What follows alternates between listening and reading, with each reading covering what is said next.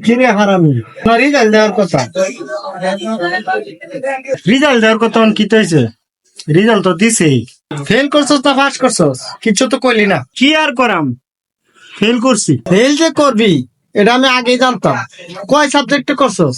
তুমি তো জান ভাই, এক সাবজেক্টে। ও, এক সাবজেক্টে ফেল করছস? যাই হোক, তাও মানটা বাড়ছে। শুনতে ভুল শুনছো, এক সাবজেক্টে ফেল করি না, একটাতে পাস করছি আর বাকি ব্যক্তিতে ফেল করছে। বাহ বাহ বাহ বাহ। আচ্ছা, তো তোমার তো উন্নতির কারণটা জানতে পারি? আরে অন্য কোনো কারণ নাই, ভাবছিলাম ওটু ফার্স্ট দিব আর কি।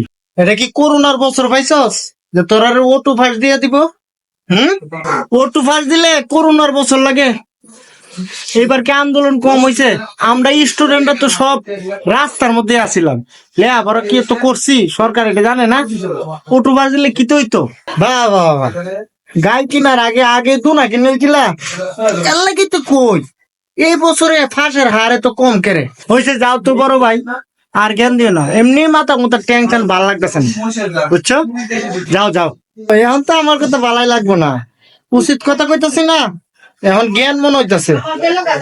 তো মতো স্টুডেন্ট রে মানে উস্টানি যাইতো বেত্তমেজের বেত্তমেজ। আর রাহো, তোমার উচিত কথা। ফেল করেছি মনে মার্ডার করেছি। হুম, আরে বাপটি জ্ঞানী মানুষটা আইছে।